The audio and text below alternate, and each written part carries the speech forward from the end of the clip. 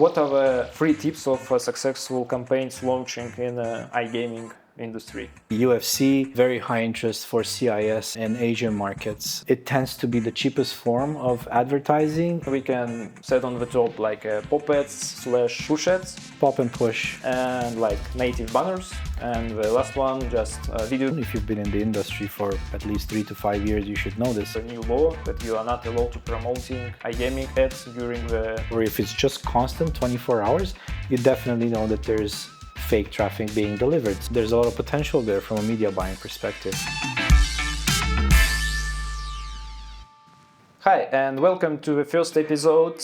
My name is Mikhail, and I'm really glad to introduce Garbis. Hello, and thank you for coming. Hello, nice to meet you. Thank you for having me.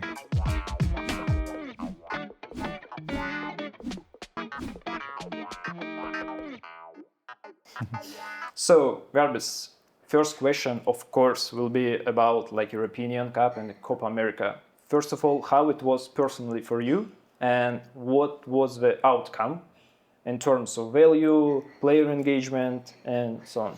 Yeah, it's been quite, the last 2 months have been quite filled with special events, a lot of interest from obviously from all the football fans. I would start, going all the way back to even the World Cup, because it seems like the last major tournaments that we have, excluding European, Champions League and Premier League, there was a lot of, expectations that I would go as far as to say that weren't really met. We have some crazy games at World Cup. A lot of football fans have a lot of favorites, but they didn't really perform as expected. We saw, for example, Argentina lost 2-1 from Saudi Arabia. Then England drew with USA 0-0, and we had a bunch of games that were kind of a whirlwind in terms of expectations. But there's always the favorites with World Cups, because you look at historically who's won the most titles and things like that. From a betting perspective or from an odds perspective, you always have these favorites that are always going to be, at the top of the, let's say, interest from the football fans. Can we highlight another type of sports like UFC, combat sports, who are really interesting and attractive for players, like for audience? Yeah, absolutely. I think there's this trend that's being seen actually mostly with CIS and Asian countries. I don't know if you would be a veteran in the media buying industry, if you would know these things, but it's purely shown in the data that they have a high interest in UFC, in mixed martial arts combat, and definitely UFC.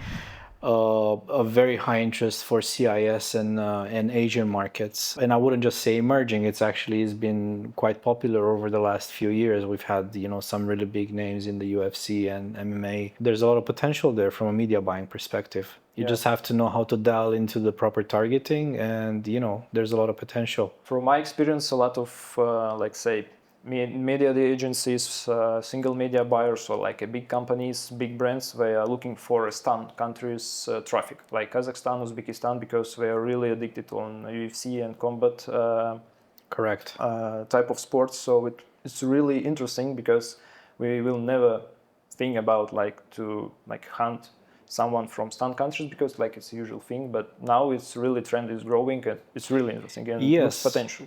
And the majority of the people will say, and it's not just strictly fights in MMA. They play a lot of casino and slot games, and they'll bet on football as well. And there's diverging trends that I would say that are off the norm. People would expect, a certain geo or a certain nation to bet strictly on sports or strictly on specific sports, let's say. But that's not the case. You will see people bet on horse racing, volleyball matches, tennis, basketball, you name it. So the best case scenario is just to target sports generally. And then if you see that there is a specific trend, that there is a specific niche that they're going for, that's the scenario where you would just dial in and basically scale, or, simply run an A/B test and see what performs better. Yeah, that's right.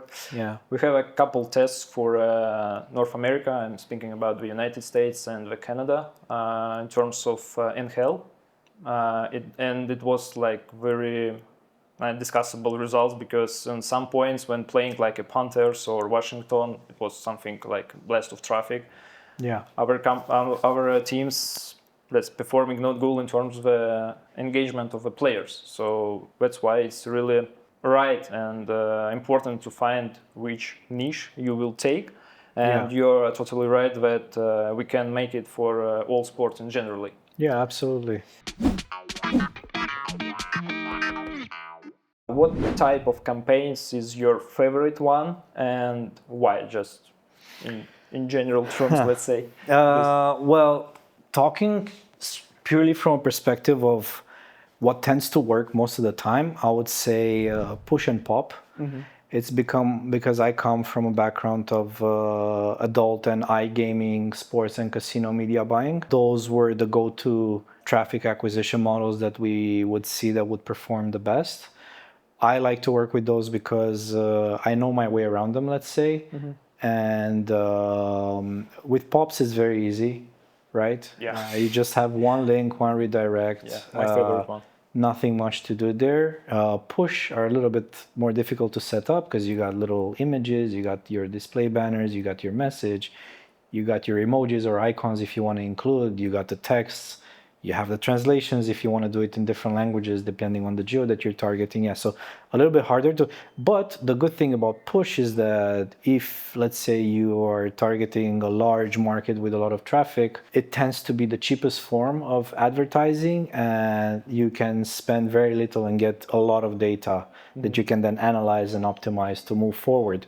So I would go as far as to say that if you're a newcomer to media buying and you don't have a lot of money to spend, go straight with push, right? It's very targeted, it's very customizable, it's very, I would say, quote unquote, in your face, right? Mm-hmm. People are on their mobile devices every day and they're, constantly bombarded by ads and things like that. So push notifications are right there in your face. So I would say they have a lot of engagement and a lot of visibility, and you can acquire a lot of traffic for cheap, and it's highly customizable. So yeah, there's a lot you can play with there in terms of optimization to make it so that it's as interesting and as targeted as possible from your perspective as a media buyer, let's say. Okay, what about the native ads, banners, and video?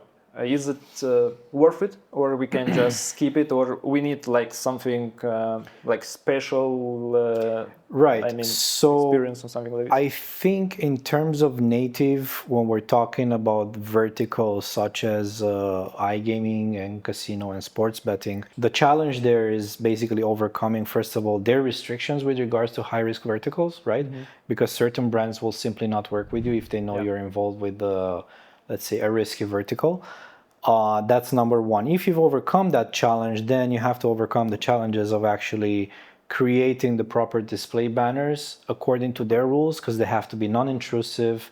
They have to be, their overall, the theme of the banner and the color palette and things has to blend in very well with the publisher's website where it's going to be displayed. But yeah, it's definitely one of the options that you can do. I would say it's more for, not for performance advertising, but more for branding. Okay.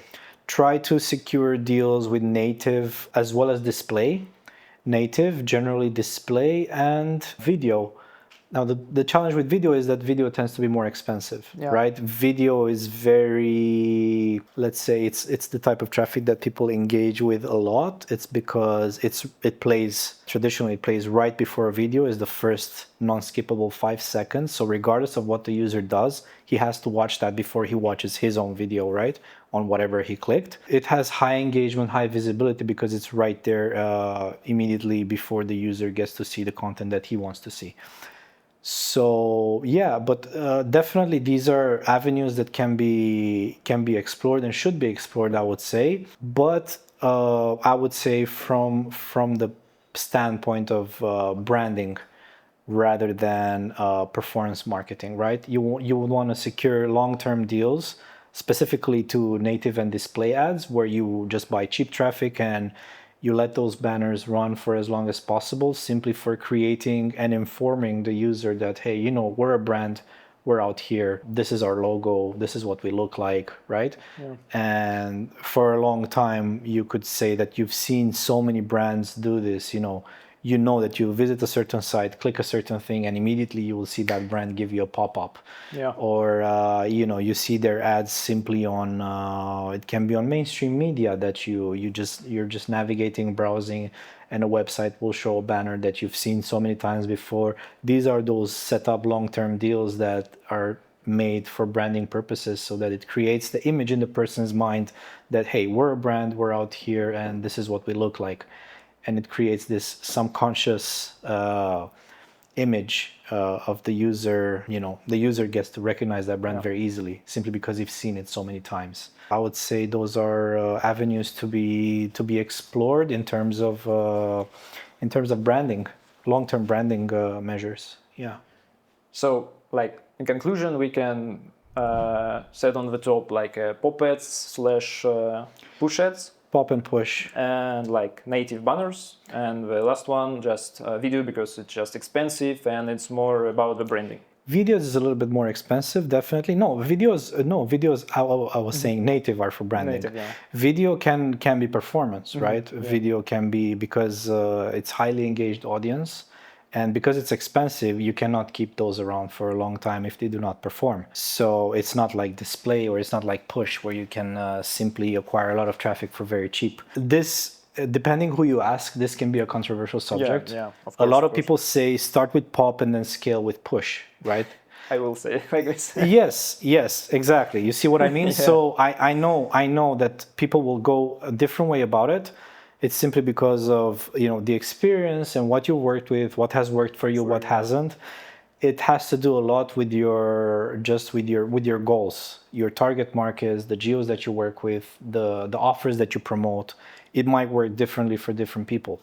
Not every product is going to convert the same way in a certain market, right? So this is just my perspective, I would say. If you have a small budget to work with, you want to gather a lot of data and see what works, what doesn't, and optimize before you get to spend, let's say, in the thousands. Go with the push CPC, right? If you want quick performance, you don't really care about customizing much, you want to send users directly to your offer, go with pops. That's just my personal experience, my personal way to go about it. Yeah, that's quite interesting, because when someone coming to the network and asking, hey guys, from what scale we can start our performance and how it will perform, of course we are going to the pops, because it's one of the easiest way to show the results. It's not about the analytic, it is, but like if we are speaking about like split tests, A/B tests using the creatives, it's much more representative in terms of optimization and a future optimization as well. In pop ads, it's a little bit in a different way. If we are speaking about like a traffic sources, like a placement IDs and website and so on. And speaking about like traffic sources, would you recommend to start only from mainstream traffic, or non-mainstream traffic is interesting spot for trying as well, or just we need to make it on the second stage probably? Talking strictly from iGaming, sports and casino perspective, I would say a mix of both. I wouldn't necessarily say start only with adult or go with mainstream. Both can work. The key aspect of this being understanding the people that are visiting these websites of the publishers that are actually part of that network, selling their traffic to direct advertisers. The users that visit those websites have a tendency of having a high affinity towards both, right? To what extent can you ask somebody that, hey, if you're betting, I bet you're also interested in watching some adult content and things like that. And I wouldn't necessarily say or go as far as to judge and say that, a person doing one will definitely do the other. But the data shows us that if we show them this kind of promotion, they'll convert from both sources. So I would not eliminate either. I would actually go as far as to doing both. And if you have the luxury of being able to analyze that data and seeing that a person is coming specifically from one type of source, then you can A/B test and say, hey, this one performs better than the other. Let's scale this one. Let's dial down the other one because it has much higher CPA. you can work like this. But I would never say eliminate anything. Start with, let's say, broad targeting, and then dial in and go for specifics after you've done some A/B testing. You've been able to deduce that, oh, this one performs better than the other. So I would not say exclude anything from the beginning, especially if you're, let's say, new to the media buying game and don't really know your audience and you're just out there testing the waters, right? Make it broad, conduct some analysis, see what works, A/B test one offer against the other, one traffic type of source against another traffic type, then basically scale. Yeah, we'll speak about the optimization a little bit later.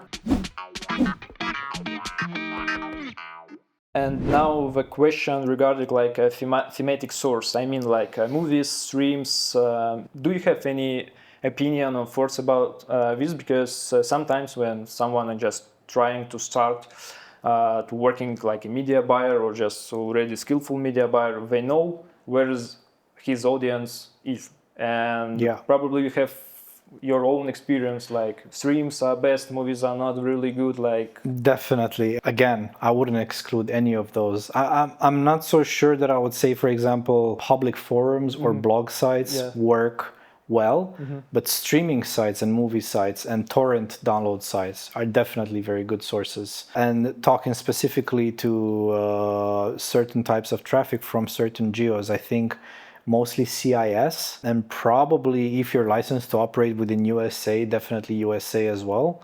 Specific countries from within Europe, maybe Spain. Yeah, I'm talking purely from my own experience and what I've tried and what I've used before, and I've been able to analyze and deduct from the results that I've had myself. But definitely file sharing websites and free sites that allow you to stream videos, absolutely filled with Popunders. If you've ever tried to stream, and I'm not saying that I have, obviously, but if you've ever tried to stream from a free website, you know that you'll probably get 10 pop-ups before you can actually even expect to watch a video.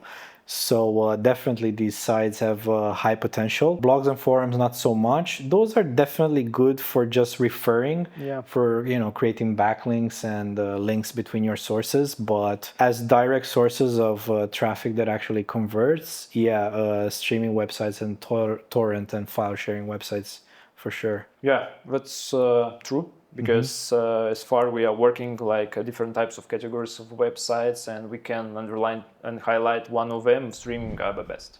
Yeah.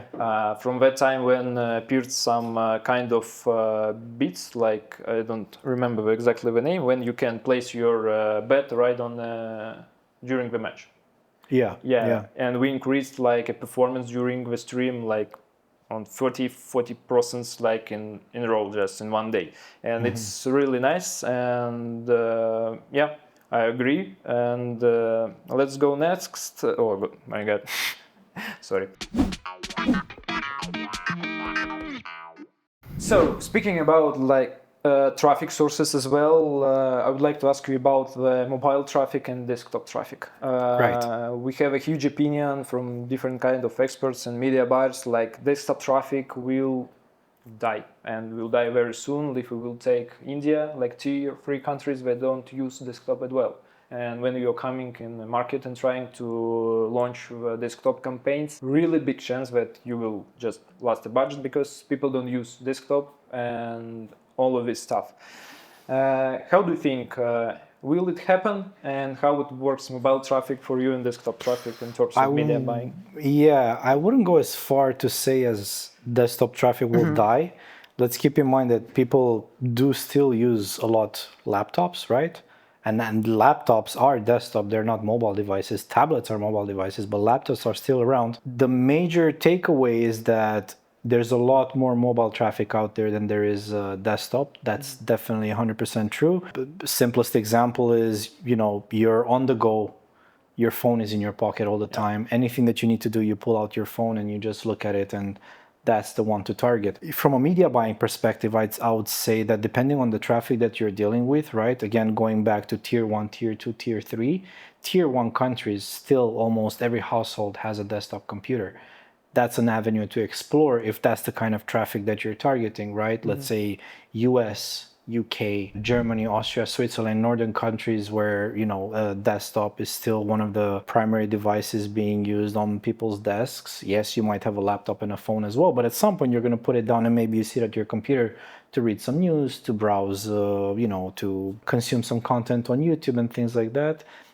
Controversial, right? You might use your tablet or you might use your phone, but it's all a matter of testing. I wouldn't completely exclude it because, again, personal experience data shows that there's still traffic and conversions being made from desktop. So if you're at a point where you don't know and you're just questioning yourself, what else can I use? How else can I scale? Well, if you haven't done it so far, then why not A/B test against desktop traffic and see what you got?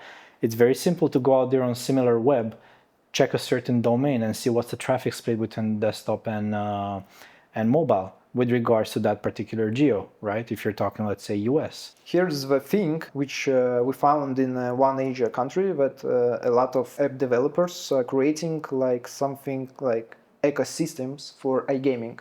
They're taking the app, they place the betting, casinos, and at the same time they're placing the stream. How do you think in future it will be kind of trend just to make your own ecosystem, or we will have like separated application for streaming and so on? I think it's actually a very smart move, a very smart model. One of the basics and one of the fundamentals of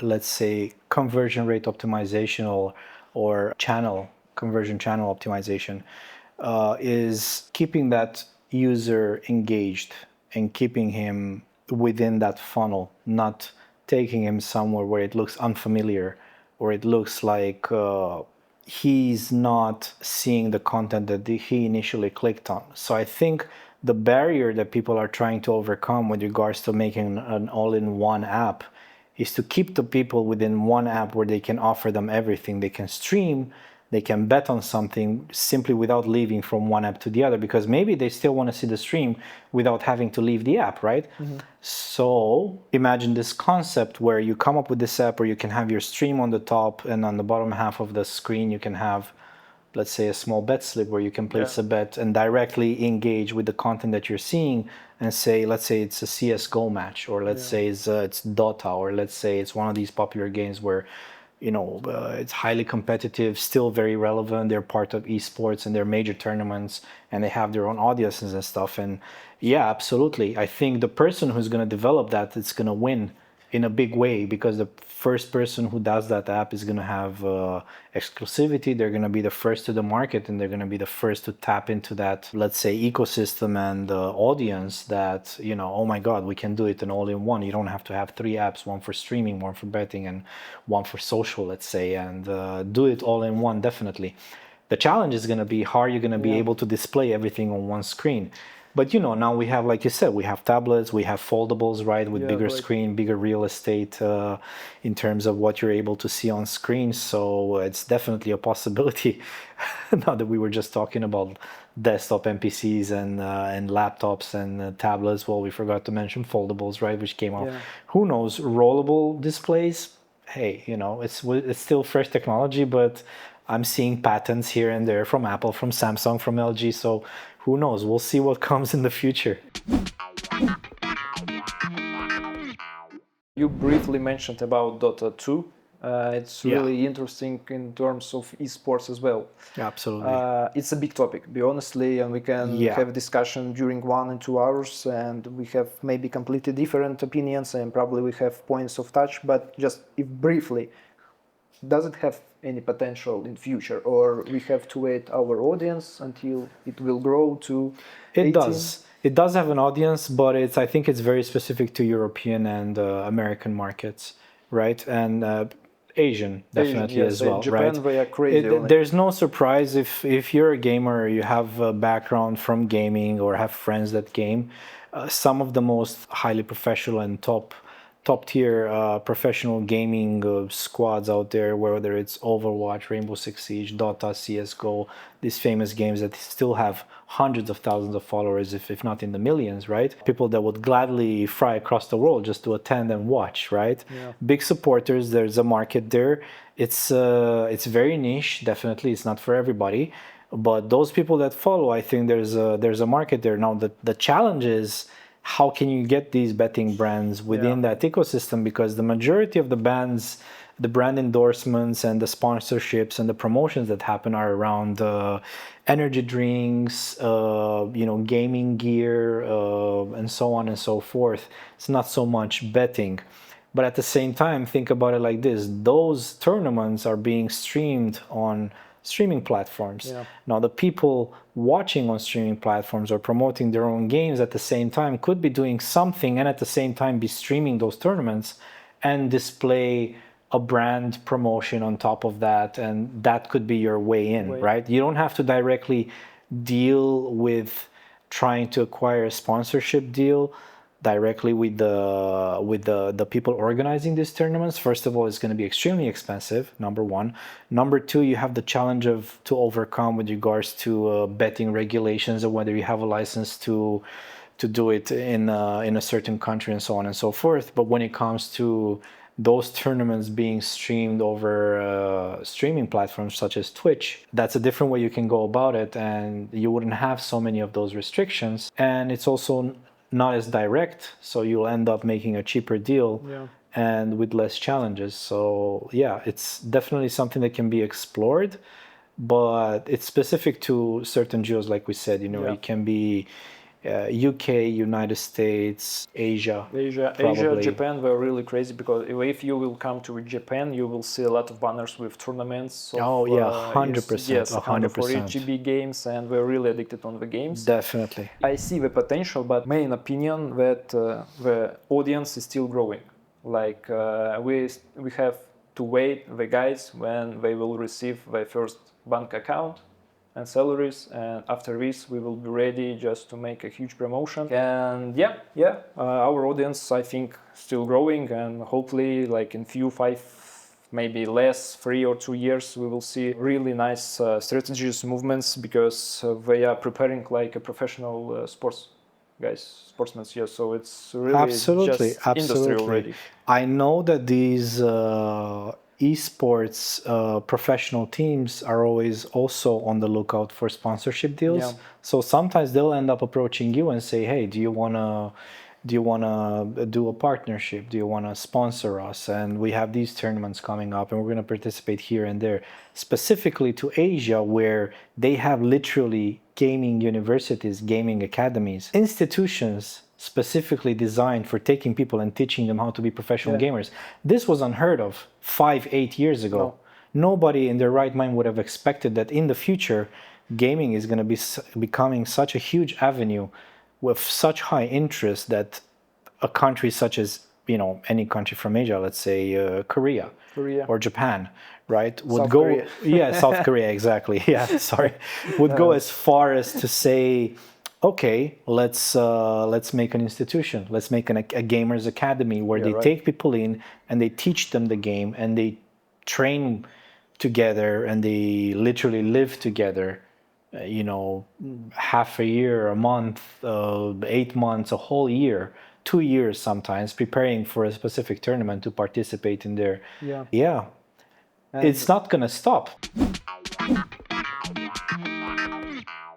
So we mentioned events, we spoke about the traffic sources, we shared the opinions about like most interesting topic, and the main idea is just to discuss about the optimization, because like a key of success of each campaigns, of each media buyer is optimization. Can you highlight any kind of creatives for like push? Maybe you have like own strategies, your own vision, probably something is working, something is red flag for players, which are really attracting, which is not. Right, so this has to do a lot with what you're targeting and your offer specifically. When talking about optimization, there's certain, let's say, rules of thumbs for all campaigns. You have to look at your conversion funnel from the beginning to the end, right? Let's take, for instance, a display campaign or a push campaign, right? $100 cap per day for a push campaign, and you have your messages, you have your little banners, and you set up your campaign first thing you expect is, you have to measure your impressions against the clicks against the CTR of the banners. You have to measure CTR against signups, and then signups against conversions, right? So at every point in your conversion funnel, there's something that can be optimized, something that can be measured. Everything has to make sense in the end. If something doesn't make sense, right, you have to definitely assume, I would say, foul play, but it's not foul play. We know there's a lot of fraud traffic out there, so you have to watch out for that. That's why you have to be very specific in terms of like how you set up your campaign. Make sure you have a limited budget per campaign. Make sure you have daily caps. Make sure your traffic is distributed, especially if you're dealing with large volumes. Yeah, so as far as to talking about campaign optimization, you have to go about it from a user's perspective. You have to measure your CTR first of all. Make sure you have a generous CTR for the creative. If not, after 4 or 5 days of running that campaign, you've gathered some data, you see CTR is not good, you keep the ones that have more reasonable CTRs and you swap out the ones that have lower, making sure you're getting registrations, right? There we can talk about making sure of setting up proper conversion tracking, right? This is one of the most important, right? Can either be with a third-party tracker, you can have S2S, right? It all depends on what your business or your employer or whoever you're working with supports in terms of technology. There's really no different way to go about it. These are kind of like pillars of media buying and of setting up campaigns and properly optimizing them. We can dive into a lot of detail in terms of conversion funnel optimization or campaign optimization, but strictly speaking, you have to make sure to measure the base metrics like click-through rate, signups and conversions, and identifying at which part of your conversion funnel you have drop-offs or you have high bounce rate, let's say, at a certain part of your conversion funnel, identifying what the problem is and fixing it. Yeah. Thank you very much, because it's like it's a honey for my soul. If you're like short speaking about the budget restriction, guys, please notice these things for your future campaigns, please, because it's really golden words from expert, from professional, works with your budgets, with restriction.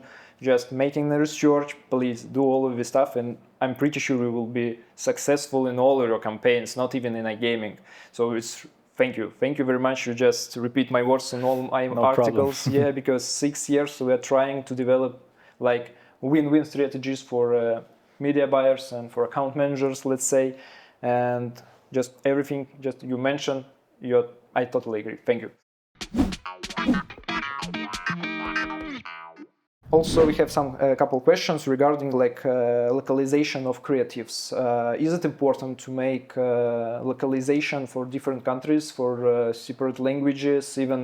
For example, if we will take Belgium, they have 2 languages. Is it important to divide it, to creating like straight messages on local language as well? Absolutely. I wouldn't go as far as to say that if you're targeting a certain country, you would have to make separate creatives to target the 2 separate, let's say, target groups that speak the 2 different local languages. But you do have to test both, right? And now that can either be, testing within separate campaign or within the same campaign, and then just drilling down into your report and see how many users came from, let's say, French speaking.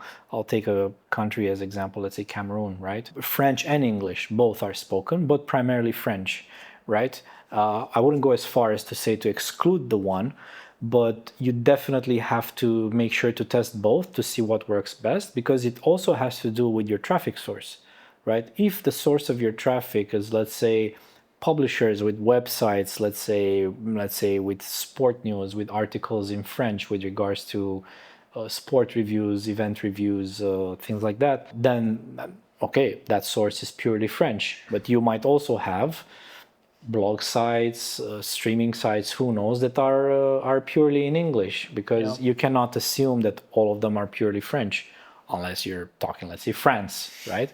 But not in this case. So when you're talking about targeting geos that have multiple languages, but it's always going to be, it's going to be divided. It's going to be one primary one, or two major ones, and the difference between the two is not going to be, let's say 50-50. It's going to be 70-30, 60-40, let's say.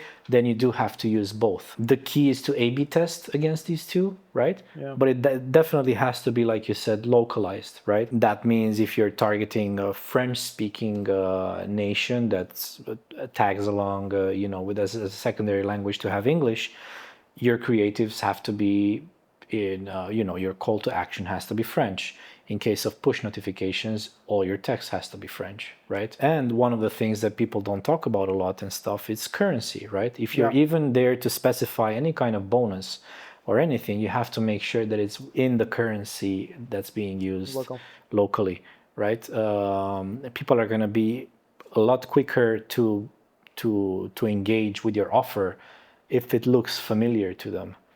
Yeah. I wouldn't pay a second to an ad that, let's say, it's in Korean language or Japanese language. I don't even understand it. Yeah, right? Right. So it's only going to be interesting to you as far as to, okay, if it's more visual, targeted towards visual appeal, fine. But if there's any text there whatsoever, you have to make sure that the person seeing it is understanding it. Otherwise, what's the point, right?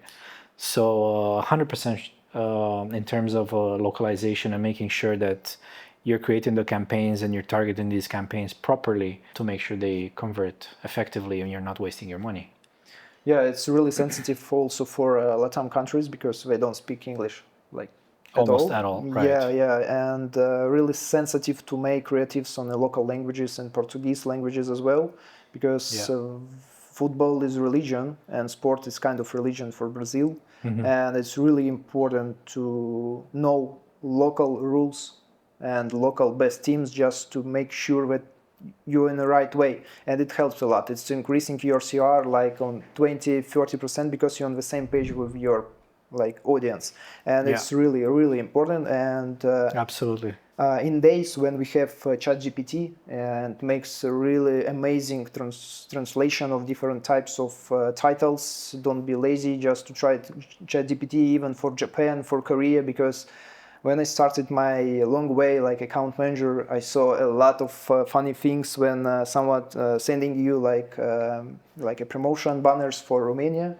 and I see some kind of mistakes because it's just in plural form or it's just on not right way. And people tend to rely a lot on Google Translate as well.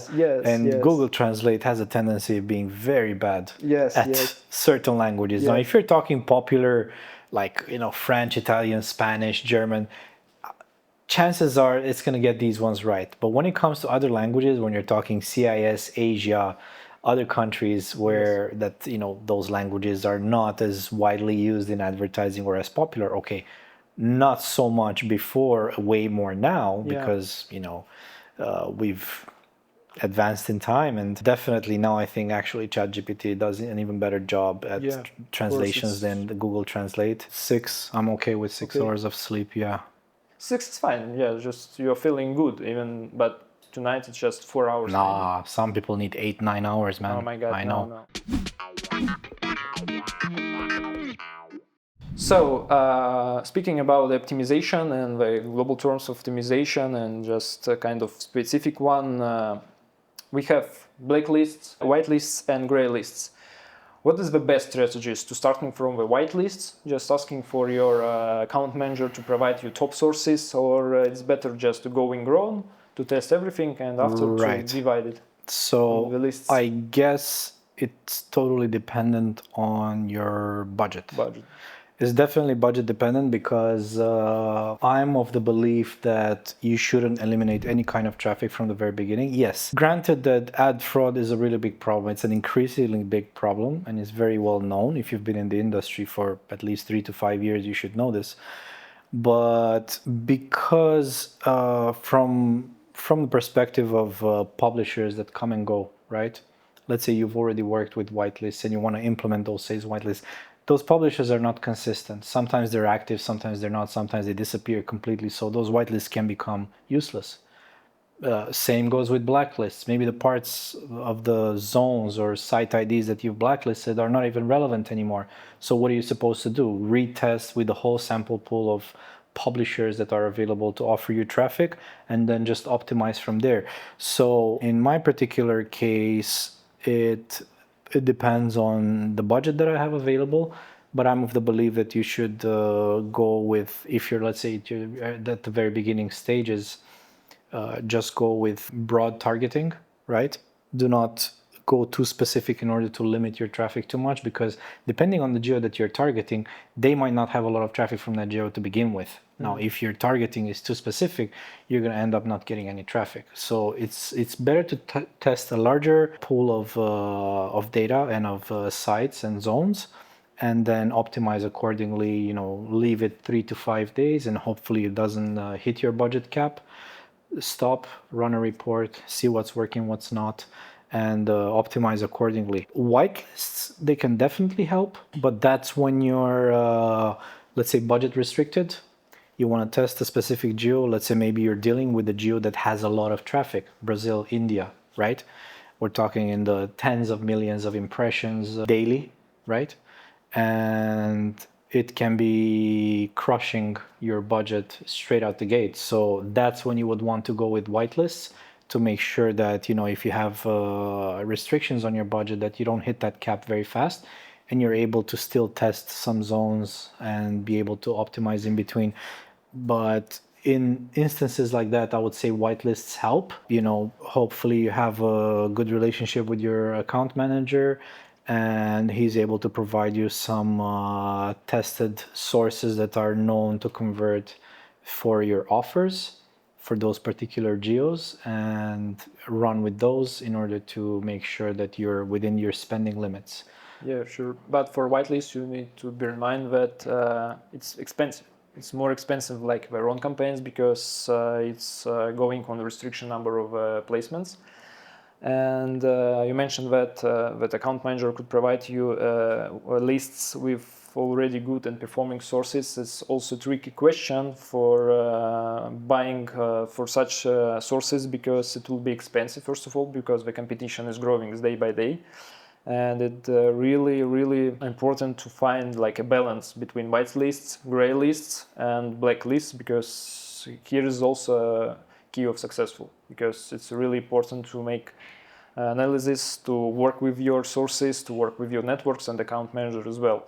So I think if presented with both options, the person that is staking you that budget would be much willing to go with a higher CPA, as long as that traffic ends up converting, rather than wasting money and not getting anything for that money, right? So yes, it can be a bit more expensive, but at least you know you're going to get some conversions and some recurring deposits as a result. And after that, you just rely on looking at the LTV of that player, right? You don't look at the monthly metrics, because there's a period of time in between the person signing up and actually doing his first deposit or redepositing, and those metrics need to be measured in order to understand what is the lifetime member value, right?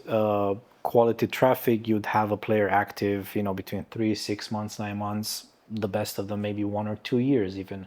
But we have seen traffic of that quality acquired through reliable sources that were initially expensive, but with redeposits, they end up presenting with a positive ROI, because you've spent once, let's say $50 or $100 acquiring that player, but he ended up depositing a lot more after that. It's positive ROI over the long term. You don't look at it in terms of month-to-month metrics, but you allow it to bring you in those numbers over time. So KPI number 1 would be cost per acquisitions. Yes, it's more expensive, but over time you're going to end up breaking even, eventually even making a profit off that player. So that's a lot more favorable type of example where whitelists do help, and you shouldn't rely so much on month-to-month matrix simply because the person hasn't yet deposited, or, you know, give it time. There's been a lot of times where I've deactivated campaigns simply because they were a high CPA, and I've kept them inactive 2-3 months, and those players ended up depositing, eventually lowering the CPA, and I was able to reactivate those campaigns and just keep them running. That's how it goes. So again, somebody with experience would understand this and would know this, that just simply because your current campaign didn't run properly or didn't bring you the expected results, doesn't mean that those players might bet at some point in the future, and eventually you're going to end up with a good CPA and end up reactivating those campaigns because they ended up being quality players. It just took them longer to actually deposit or make any redeposits. Yeah, sure. And we have also one strategy with a blacklist. For example, you can request for from your account manager a blacklist. He will provide you with, that means that's 100% non-relevant sources for your vertical.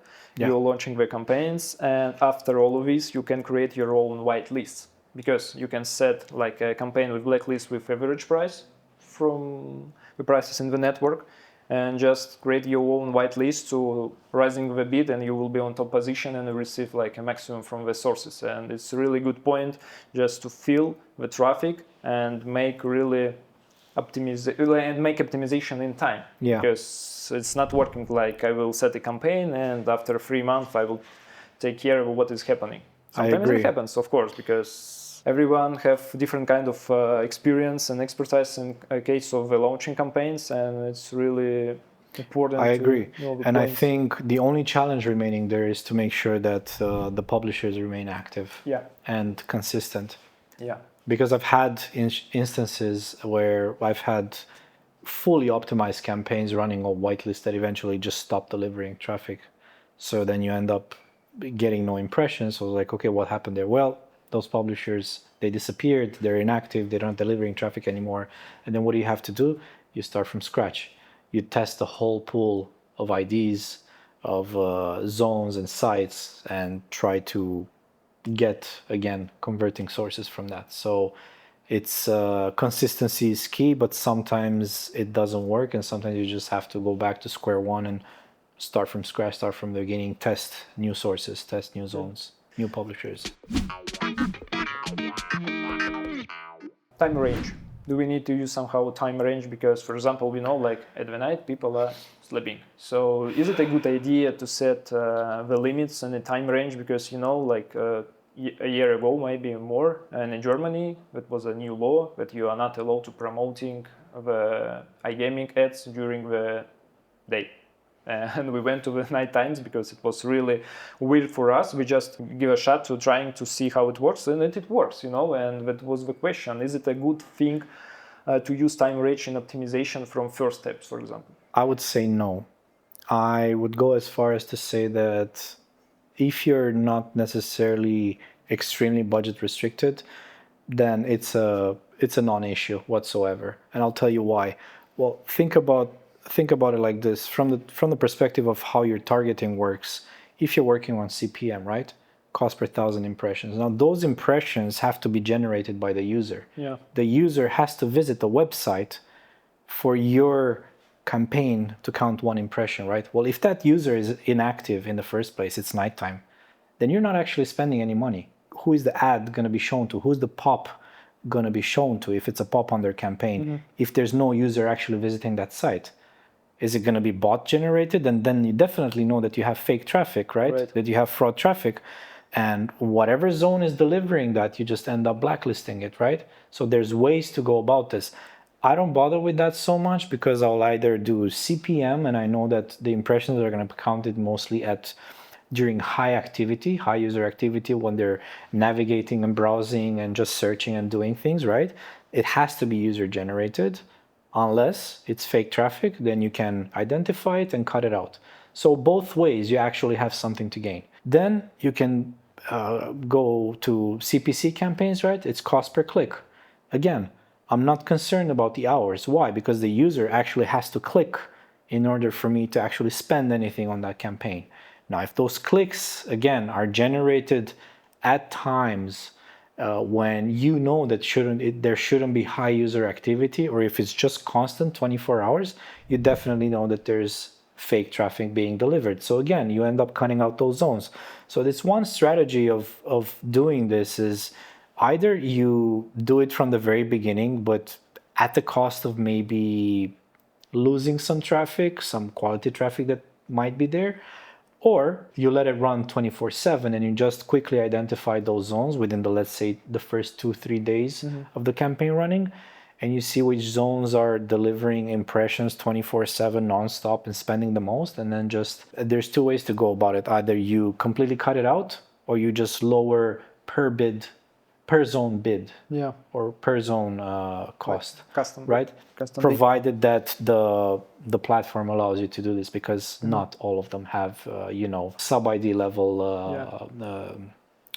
CPM optimization, let's say, or bid optimization. So yeah, it all goes back to the user and the budget available at your disposal, and how you want to go about gathering your data, right? A lot of those criteria are going to set the pace for how you're going to run the campaign, how you're going to set it up from the very beginning. It's such a large field of testing in terms of the different possibilities that you have of going about the campaign and finding out what works and what doesn't, that it's all down to the user and the initial results that you want to see and your initial goals.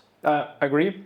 And the question is like a small question just to confirm, am I right with a good idea to set hourly limits per campaign and evenly distribution traffic during the day? Because if you're setting campaigns with no hour limits, you can make a burst of traffic in the first hours and 100%. 100%. So I'm always with even distribution throughout the day. Right. So if I have $100, I want to spend it over the 24 hours of the day. Yeah, because a lot of guys who are trying to working like media buyers, like media agencies, who are not really familiar with ad networks, they don't know about this feature, and it's like one of the common mistakes. And it's probably one of the first things that I ask. Yes, and the thing when at night time it's happened as well, and it could complain. They could complain. So I've come across things like this. I've come across where they don't particularly have this direct feature of allowing you to receive the traffic ASAP or have it evenly distributed across the 24 hours of the day, but they did have the option of hourly spend. So then in that case, you just take your total budget, you divide it into 24 hours, and you decide how much you want to spend. It comes down to maybe $1.5 to $2 per hour, something like that, and you'll end up spending depending on what your budget is. You want to go with 50 per day, 100 per day, or daily cap. Yeah, right. From my experience, like account manager, it's win-win strategy to set all restriction from the beginning. You can open everything. You can open the cap if you see like traffic is working, everything is going good.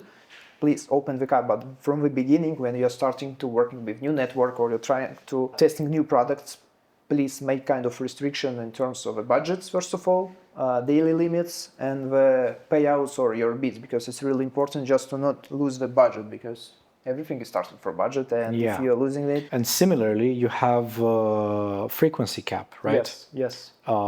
Again, if you follow, let's say, top voices within the advertising industry on LinkedIn or anywhere where media buying is being discussed, people are anywhere between, it's controversial, but it's between 1, 3, up to 5 impressions per unique user per day. Really?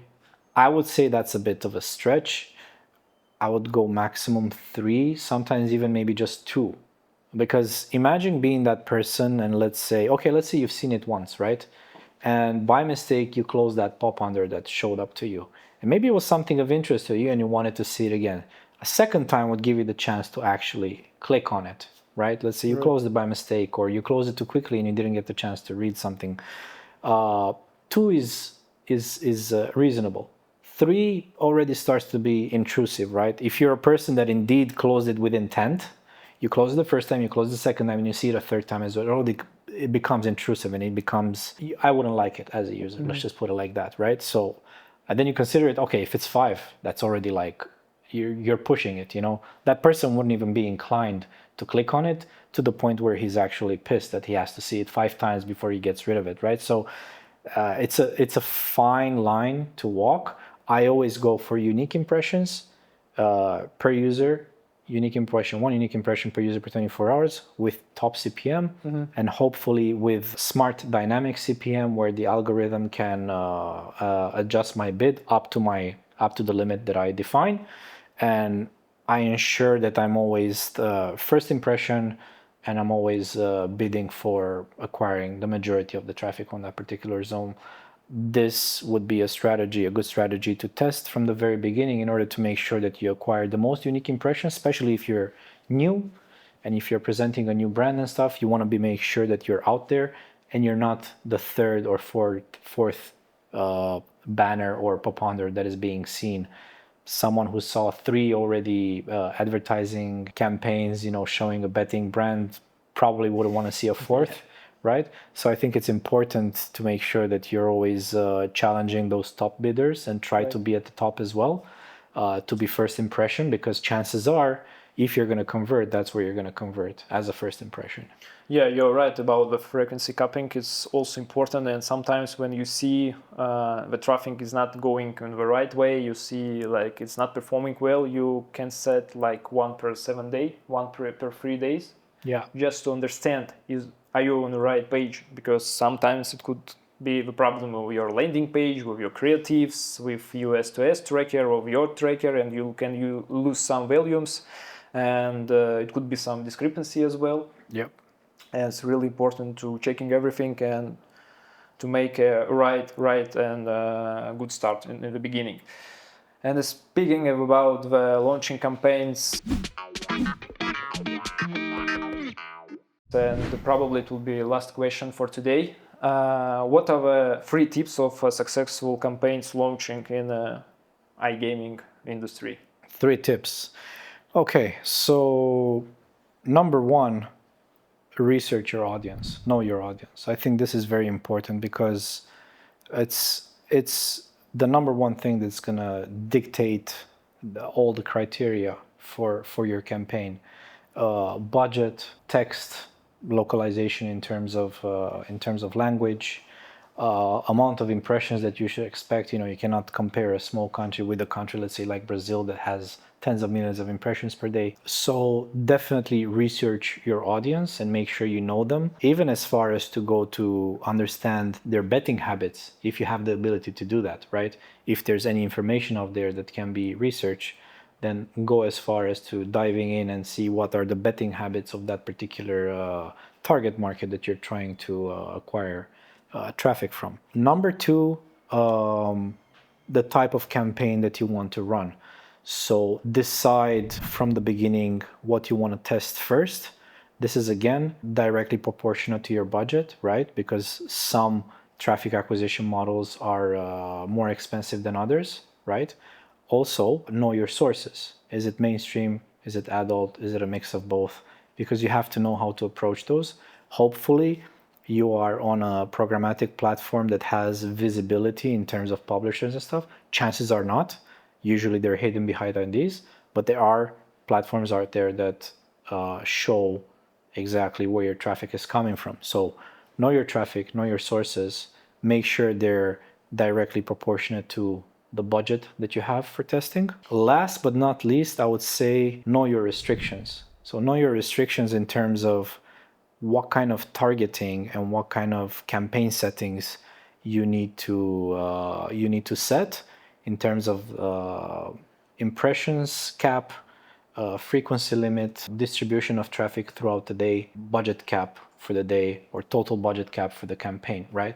So you kind of have to go in already knowing what you want to do and what you expect from the campaign to deliver. It's very important that you narrow down these targets according to your goals.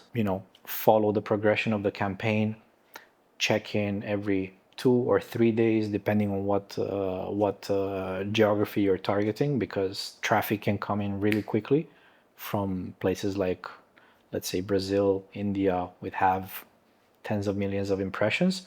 But if you're targeting and if your campaign restrictions are set in a correct way, then you have nothing to worry about. Because if you've set a campaign daily budget cap of 50, you're going to be sure that it's not going to spend more than 50. You should wake up easy the next morning, understanding that your spend is not going to be $300, $400, $500, but it's going to be 50.